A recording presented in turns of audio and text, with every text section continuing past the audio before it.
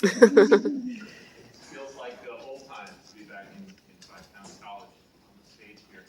So thank you all for being here. This is, of course, our last concert of the season, and it's been a season of extreme remarkable growth, which I hope you hear coming from us. After not playing together for a really long time, to find the way to become an orchestra again was a big lift. It was a lot of hard work and a lot of blood, sweat, and tears, and the occasional outburst from me. But I think you'll appreciate the growth in the group since we started back in September. I want to say a couple more things. I'll tell you a little bit about the Stravinsky we're about to play, because it's probably not what you're expecting, or unlike what you would usually hear in these kinds of concerts. Stravinsky went through a few different phases. He was kind of a musical chameleon throughout his career. He was clever enough to have recognized whatever situation he was in, he could adapt to it. You hear his early big pieces, specifically his three big ballets, the Firebird, Petrushka, and the Rite of Spring. Those were all written close to one another between 1910 and 1913 for the Ballet Russe, Paris, and they were big, huge pieces for orchestras of over 100 people. And then, of course, right after the Rite of Spring in 1913, the following year, World War I breaks out, and Stravinsky leaves Paris and goes to Switzerland, where the resources are pretty slim. So what is he forced to do? He's forced to pare down. And he actually originally wrote these pieces for piano. There were duets that he created for his children, where they played easy right-hand parts and he played complicated left-hand parts.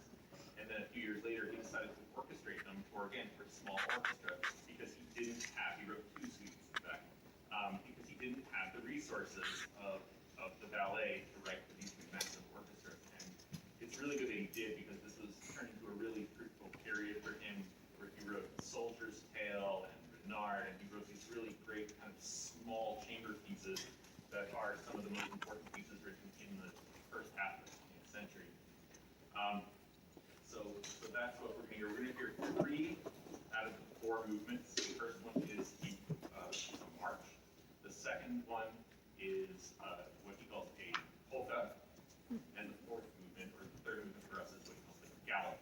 And you'll also hear some things you don't expect to hear. We feature, for instance, most orchestra pieces usually concentrate heavily on the strings. And you're going to find that sometimes you're going to see the first violins who love to play a lot of notes. They're just going to be sitting there for a while waiting. Stravinsky really likes color, and he plays around by giving a lot of the lines to the woodwinds and to the brass. And in particular, in this piece, what we're going to hear a lot of is trumpet, played by Eric Arsenikos, and clarinet, played by Evan Trino. He also includes some percussion instruments and piano. So it's an altogether very different experience than what you probably think of when you think of orchestra music. But I think you'll enjoy it.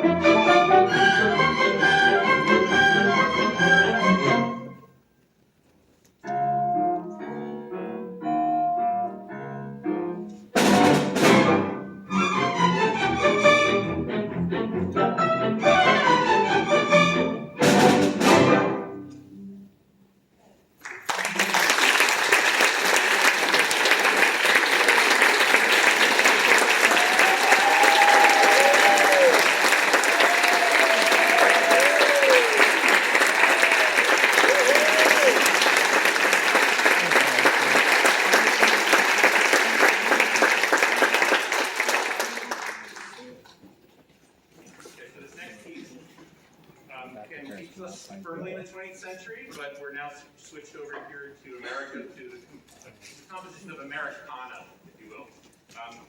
And of course, Aaron Copland, who's a New York-born composer, grew up in Brooklyn. Fun fact, I was married in the same synagogue he was bar mitzvahed in. Son of immigrants from Russia, but who, and very much in many ways, especially in early 20th century, the first half of the 20th century, could have been a marginalized person in many ways, right? He's the son of immigrants, he's Jewish, he's gay, he could be on the margins in so many ways, and yet he finds a way to make himself into a quintessential American composer by embracing Americana, by taking scenes out of sort of the legend and the myth of America and embodying them in his music through pieces like this, Rodeo.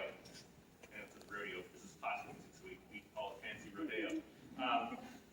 Billy the Kid. Appalachian Spring is arrangements of folk songs, it's arrangements of poems by Emily Dickinson. This is a guy who becomes known as the Dean of American Composers, and is sort of, he has the same role for many generations of American composers through almost the entire 20th century that somebody like Haydn had on people like Mozart and Beethoven and Salieri in the late 18th and early 19th century. So his influence can't be overstated. And of course, there's the Aaron Copland School of Music, right out of Queens College, that's named for him. And when you think of American music, like Copland is the first thing that comes to mind. Now, this is the second movement out of 4 from his suite he arranged for his ballet Rodeo, which is supposed to capture life out on the ranch, out in the West. And this is called the Chorale Nocturne. And this is a very low-key, lyrical moment nocturne, obviously in the evening.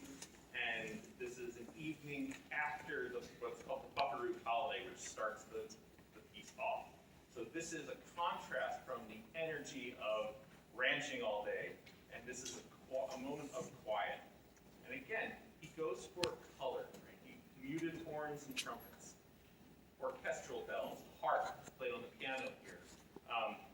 And he's really trying to evoke a scene and capture a mood, which I think he does absolutely brilliantly.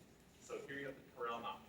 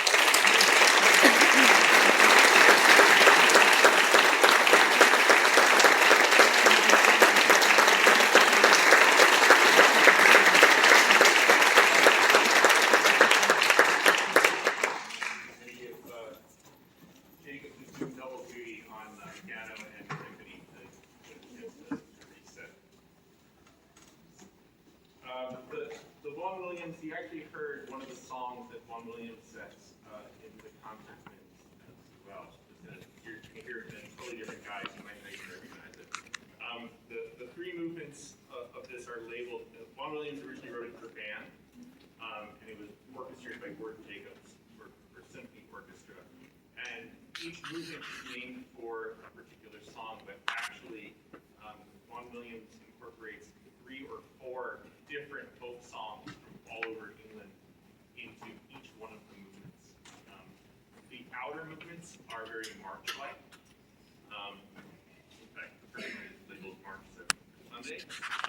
And the inner movement is in three-part form, so there's a very lyrical, slow-moving first part. It breaks into a quick-moving inner part, and then goes back to the original song, My Bonnie Boy.